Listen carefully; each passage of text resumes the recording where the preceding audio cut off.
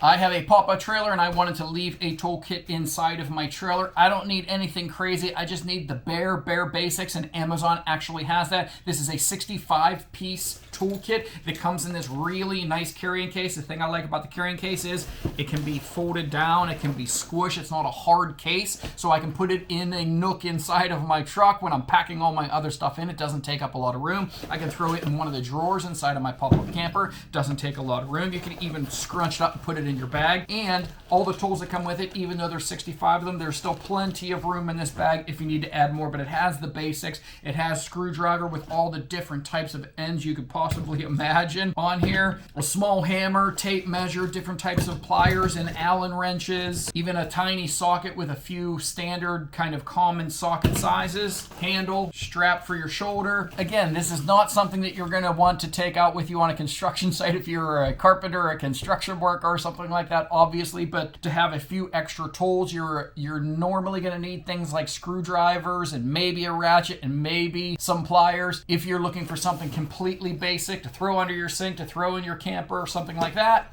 then these are great and I would definitely recommend them.